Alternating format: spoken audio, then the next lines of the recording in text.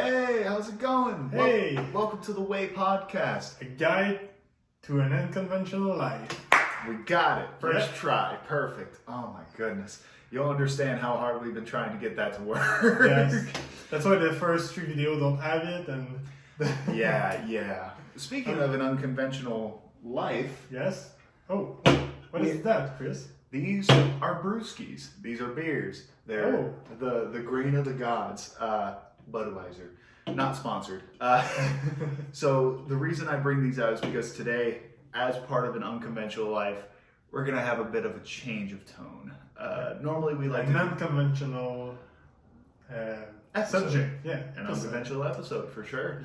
Yes. The subject of today is my dad's stories. I've quoted a couple of times that he's died and it was a lot harder life after that, and I just want to go through some of the things that he tried to teach me that really didn't click until I was well into my adulthood. So, let's get emotional.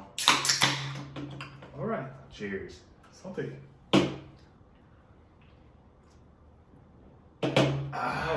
So, how was your day, Michael?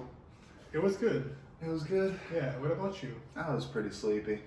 I work overnight generally, so it's like a bit of a different vibe, but one thing that really got on my mind when I woke up this morning was, I funny enough, was thinking about my dad.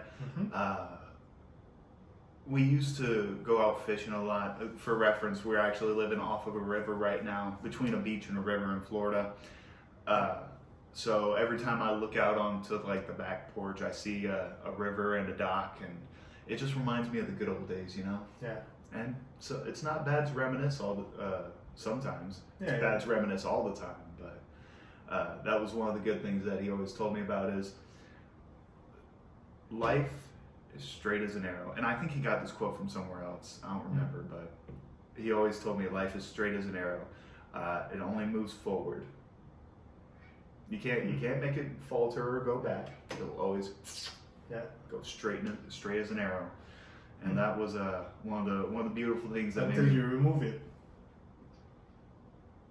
I didn't think that far into the quote. Sorry.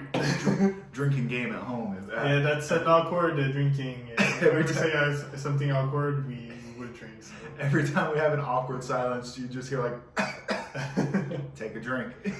Yeah. But yeah, he was a very good man. But he died. What did he do? What was his life? So that was the weird thing. He lived an actually very unconventional life. He was retired out of the military, but after he got that, he had never truly gotten a sit down job. He never got a 9 to 5. He was always doing stuff on the side that would make him money. Okay. For instance, after I was born, because he was 56, I believe, when I was born. No, he was 52. He was old. He was a very old man when I was born. But he owned a car sales business, a boat sales business. Okay. He would do deliveries, and he was an entrepreneur. Full on, yeah. He just made money wherever he could. He got us by the time I was born, he got a way to make money to get us a ½ acre of land, his own boat, 3 cars, and still able to go off to a hotel on the weekends and enjoy the bar and do whatever he needed to. And that was really inspiring because I was like, he's living his best life even after retirement. Granted, he would get a pension check from, I guess it would be a pension from the military after his service. So he still did have constant money coming in every month, whether he worked or not. It was not enough money for what he wanted. Yeah. So he decided to take life into his own hands and continue on down. At what time you retired from the military? A long time ago. I think it was somewhere around the early 80s, late 70s. Oh, okay, so you weren't born. We're not born. I was not born anywhere near yet. I have a stepbrother and stepsister. I believe at that time my stepbrother was born. Okay. Which he actually got into a good life as well, but he's working a 9 to 5. He's married, has a kid, and he works in a veterinary office. Okay. But today's not about him. It's about your father. Today's about my dad. Cheers to that. Yeah. Slancha. There you go. My father, a good man. His name is Grady Leon Pentecost. Okay. Very good man. I got a tattoo of him.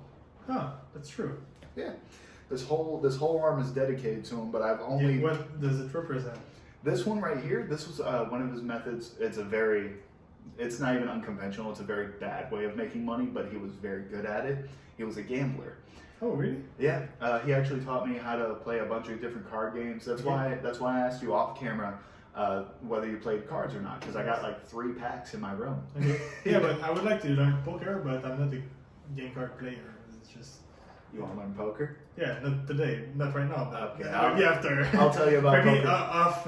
I'll tell you about poker. Yeah. Yeah, I'll tell you about poker off camera. But yeah, he taught me a lot of games. He taught me how to shuffle. He's introduced me to a lot of his friends. Unfortunately, a lot of those friends are gone now because they're all his age. Yeah. He would have been 80 this year. Wow. But he died 10 years ago in 2013.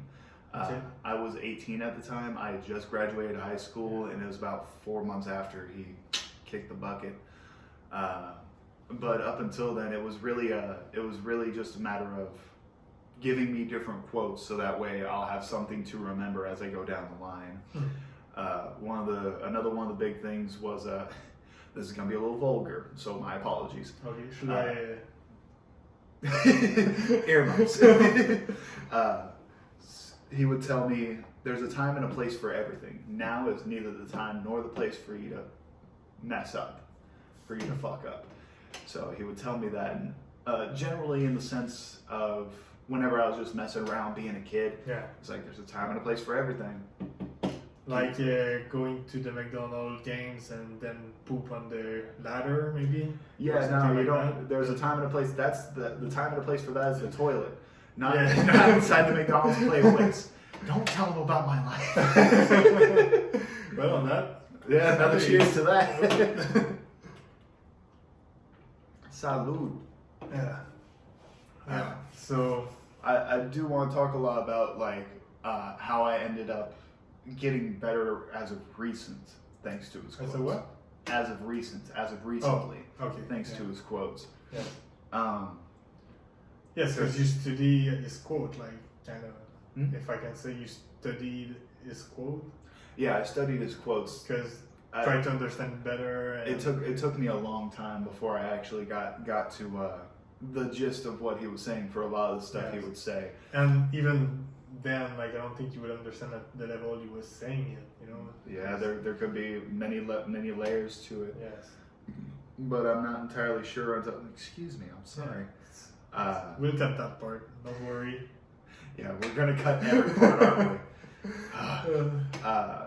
I remember when he would when I was 16 to 17, he would tell me there are darker things behind the people who wear the suits, and I'm like, what do you mean by that? And he's like, well, when you get to be an adult, you're gonna find out. Oh lordy, did I find out what he meant by suits? Yes. Are the people you have to pay money to. Okay. So, for instance, whenever you get a mortgage, you have to pay the bank, the people in suits. Yes. Whenever you get paid like a paycheck, you see taxes. That's the government. That's people in suits. The silent this how do you call that? Partnership, a silence partnership. Yeah. Yeah. Because they're always there taking your money, but Yeah. they don't like. You never see where the money goes. Yeah. It feels real shady, and a lot of times it can be shady. In this aspect, it made me relearn never take everything at face value. So whenever you meet someone, make sure to get a better read on them before you trust them implicitly. They could have a specific job to be handling your money. Say if you get an accountant, it's fine and dandy that he's got all this good stuff on resume. You don't know his life. You don't know who that person is. So keep him at arm's length until you can actually get to know and trust him. Yeah, it's like a teacher who teach things that they don't do. That's right. You know? Like, oh my God, that's one of the biggest examples. Like financial teacher who are not wealthy. Like what the fuck? Right. I'm sorry, my language. Drink to that, salute. But yeah, I know exactly what you mean. Like a physics teacher who doesn't know anything, or isn't a physicist who doesn't have a degree. Or like the fat education physical education. Yeah, the Like, PE teacher who's bigger than me. Yeah. You gotta do another lap. Buddy, go smoke another cigarette. Leave me alone. But yeah, that's exactly the Yeah, point. so there's a lot of like things like Nuance. that. Yeah, in life, like just There really is. I can't stress enough how right he was about a lot of this stuff. Now that I'm not getting older, but I am getting older. In my early to mid 20s, I would actually a reference to our last episode. I would always blame everyone else. Sorry. I'm not going to apologize this time. I apologized once already. Oh, okay. So now it's good. Like I think I'm starting to feel the Budweiser a little bit. No, but Yeah, sorry. you're good. We're distracting each other. Yeah. Awkward moment. Yep.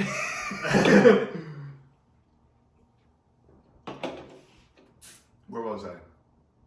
I think I was asking you. No, I don't know where we were, but I was referencing the last episode. Yes, the last episode. Yeah. I would, in my early to mid 20s, I would blame everything else around me besides myself. I would never take accountability or responsibility for the things that was going wrong in my life. And that was another beautiful quote that he would tell me is, you got to take accountability for the accounts you invest in. So if you, for instance, if I get a car and then someone else runs into me, like say they brake check me and I run into them. Yes. And now it's my fault and it's my insurance premium that goes up.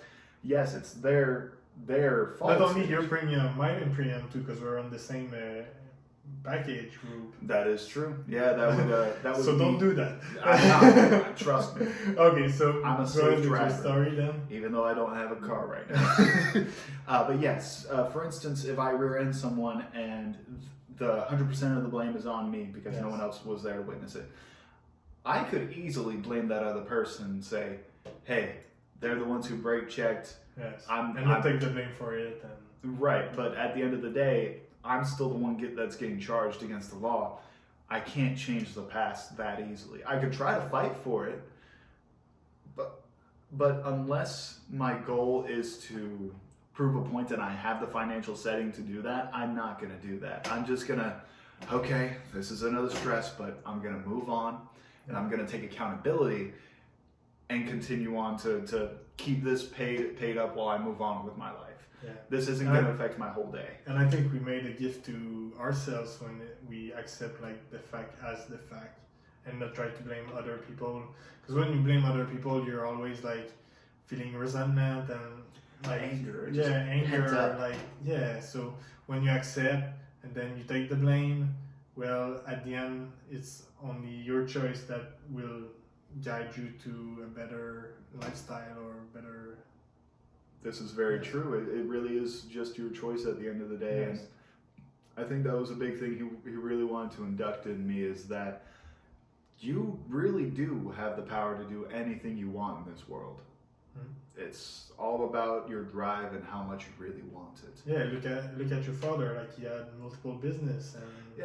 I don't know how he got that. This was the 90s when he did that. Yes. This was a point in time where like it was pre 9/11, so there wasn't as much trouble as far as travel goes. But even after then, even after the 2008 housing crisis, we still had a house that we were doing well on the mortgages on. He still had 2 cars. He still had his boat. I was impressed, to say the least. Well, now I'm impressed. Back then, I was spoiled, so I didn't care.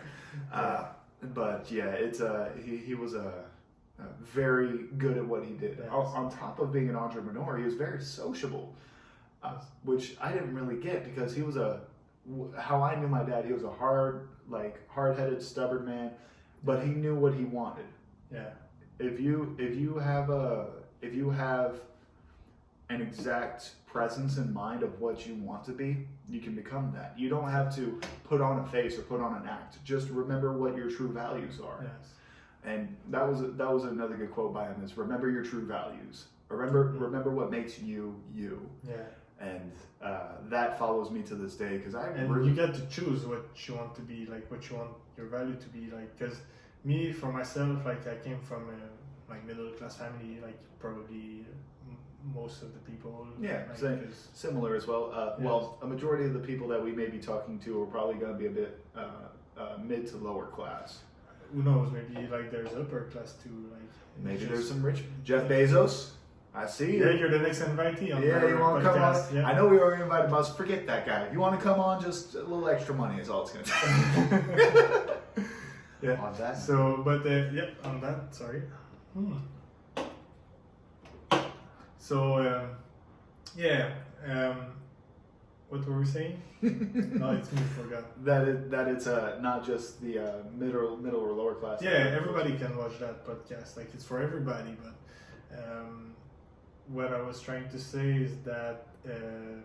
You grew up middle class. Oh yeah, I grew up middle class, and I want to change the mindset of the middle class for a rich mindset, and that's why I'm reading all those improvement books, and because the value come from within, you know. You cannot like, it's like the elephant, like we talk in other podcasts. You cannot imagine like being rich and becoming rich. Like, you need to make change in order to become that person, and it's the person you focus to be on, and like you said, like it's all interconnecting. And One weird thing, this was in a quote from my dad. This is a quote that I said. I can't remember if I said it on the podcast or not, but you have to have a brain like a sponge. And remember, sponges get full of water sometimes. Yeah. So you got to be able to take that out, wring it out, so it can take in more information. yes. Sometimes there's stuff that you really don't necessarily need when you want to reach your goal. You just got to make sure to clear that stuff out to Yes. make room for the stuff that you want to induct into your life. Yes, change the value, like the Change change of the value, value. that's where we were coming from. Yeah, so the change of value is something that I needed to do, because coming from a middle class family, I had certain values, certain mindsets, certain belief, blah blah blah. And in order to, like, it's been 4 years that I'm an entrepreneur, and is it hard? Yes, but I think in the end it's worth it, because that's what I want. That's the lifestyle that I want. That's the And you have that exact choice and that drive to make that. That's actually the first time I've ever heard you call yourself an entrepreneur. yes. Normally, I mean, you are, but I've never heard it come out of your mouth. So I'm very impressed with you, because that's another quote from my dad. He said, "If you believe in your beliefs, be Yeah. proud you're a minority." Oh yeah. What he means by that is, if you truly believe what you are, not everyone's going to believe what you believe. Yes. But if you are truly proud of what you believe, be proud of that all the way through. Yes. Just keep that pride going, and if you can, drive it until you're successful. Yes. Keep those. But it's like the day that I decided that I will call myself like a real estate investor. I stopped working like for maybe 1 year from the time that I decided to call myself a real estate investor, because I was living from my real estate, and I decided to start calling myself like that. And then one guy was kind of a mentor, like giving me advice on money, because he was millionaire and everything. But he told me like, "Oh, you're not an investor. You're like a truck driver," because I was truck driver before. So I was like, "No, I'm an investor. Like, I've been doing that for 1 year, and yeah, that's what I am. That's who I am. That's right. Yeah." And people will try to downtrodden you all the time. They'll try to. That was the only one, actually. All the other person accepted that because that was the truth. Well, that's good. Yes. Okay, so But he was challenging me, I think. 'Cause Yeah, he you was found- always like, you know, trying to get me in the corner, and he's trying to like pressure you. yes, kind He's of. Yeah. Like, hey, are you sure this is what you want to be? And you're like, yes, Yeah. yes, I am. He's like, fine. Yeah, exactly. Like, Yeah. he's not gonna choose like what I'm gonna be in life, you know. But Only you have that choice. yes, and yeah, that reminded me the story, and I think that's funny. But yeah, something. My apologies, by the way. You don't have to tap if you don't want to. I do. Oh no, I know, but I think that's the thing here in the US. It's a big thing here. I think it's a big thing in Ireland, and I think it's a big thing, well, in the UK in general. Okay. And I think it's a big thing in Germany. I've never been to Germany, so I don't know. Okay. Actually, on that point, it's funny. My dad, he traveled all over the world thanks to, he was in the Navy for, I believe, a good 10 years. Okay. So he traveled to Tokyo, Japan, to Okinawa, Japan, to Europe, went to Versailles, Mm-hmm. Versailles, Italy. I think, no, Versailles is in France? France, yeah. Yeah, Versailles in France. Went to Nice, or which I believe is in Turkey. Nice is in France too. Nice is in France as well. Yes. Okay. Goodness me, I'm so bad with locations. But he went to a lot of places all over the world. He told me about those world experiences. He was very blunt about a lot of them. But he told me, and I think this is a great piece of advice as well. If you get the chance, explore. Yeah. Explore as much as you can. That's what he's While on right you now. can also. While you can. You don't want to wait until retirement Yeah. to travel, because if you wait until retirement, you're not going to be able to do the fun things that you want to do. You want to go skydiving, you don't want to wait till you're 70 to do it. You don't want to wait till your you're bone will crack all over the place when you you'll jump out and that'll be your last jump.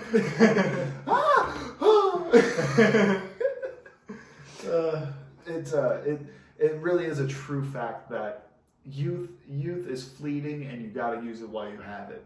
Yeah. That's what you're on. Well, you're actually coming to a head with your journey right now, because you traveled from Canada to Florida to Indiana, back to Florida. Yes, and before that, like I traveled Europe and You traveled all of Europe? not all, but like a couple country.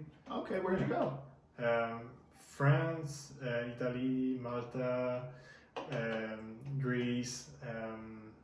A couple of places. Portugal. You went to Malta, Italy, and Greece? Yes. Do they hate each other? I don't know. I didn't talk about other country there, you know. That is fair. You know what? That makes it fair. But anyway, it's not about me. It's about your father now. So. It is about my father. I just got curious is all. Yes. But yeah, he was a very good man. Like I said, died in 2013. He passed from stomach cancer. That was my next question. Yeah, he passed from stomach cancer that transferred to the liver and kidneys. He didn't tell us until he was already stage 4. He told me, well, he didn't tell me, he told my mom that the last thing, if nothing else, the last thing he wanted to see in life was see me graduate high school, which he got to do, which I was thankful about. He got to see. But he didn't want to stress you out with that, I guess, because he knew it was already at the end. So It was within the year of my graduating that he found out he had cancer. Okay. He didn't tell anybody about it. He didn't tell my mom. My mom got hints because like bills from the VA would come in, and it'd be like for screenings and shit. And she'd be like, "Grady, why are you getting screenings?" And he'd be like, "Oh, you know, the bullshit the VA does." And I'm like, "All right, I guess it's the BS the VA does." And I'd be like playing video games and whatnot, not caring. Yeah. But yeah, he always wanted to see all of his kids, however many kids he had, graduate high school, because he never got the chance to. Oh, really?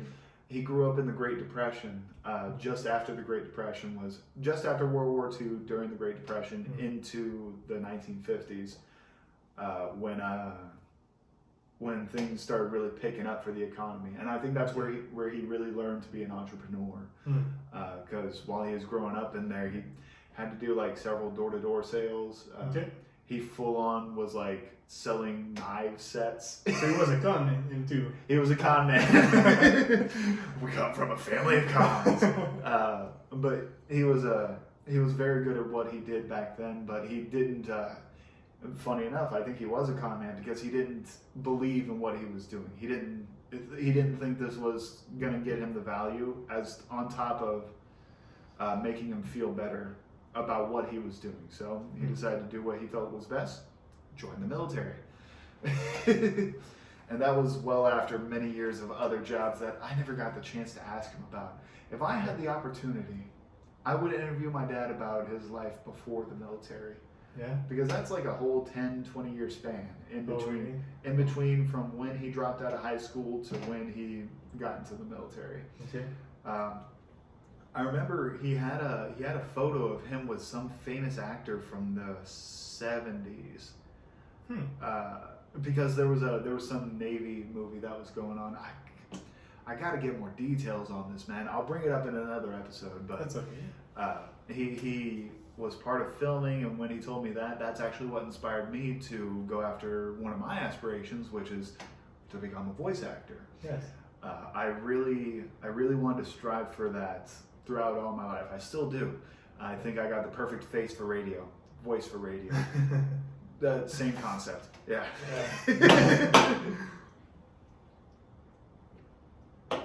No, I think what I said is accurate now. That drink just told me I had the face for radio.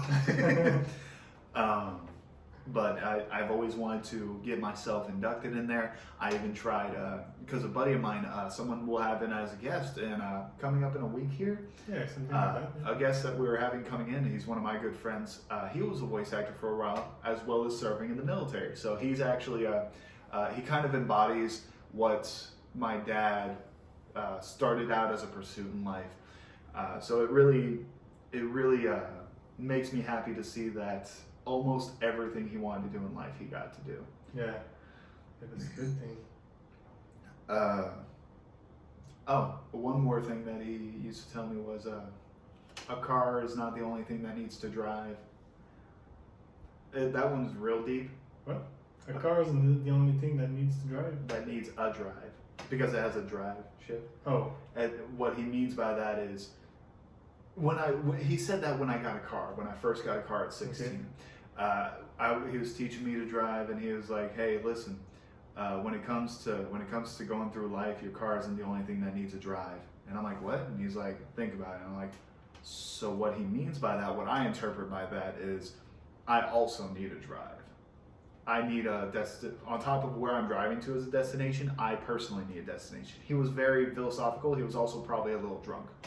Here's to you, Dad.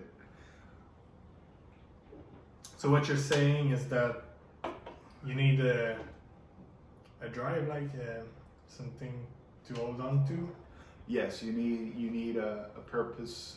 You need a purpose to keep on, to keep that fire under your feet, Yes. to keep your wings afloat. Do you know, like, I will go deep now, so Let's go maybe we should have a theme for that, Let's go deep. but maybe in the next episode. Why do you think we got this? This is our window, by the way. This is our view. Yes, yeah. We're living in New York City, Florida. That's where we are right now. All right, so do you have a life purpose? A life purpose. Maybe we should elaborate that on another video. That's just a thought that I have like that. We but- definitely should. Yes. I honestly think that's a really good question. That's so good a question. In fact, I'm going to finish my beer because that makes me kind of sad.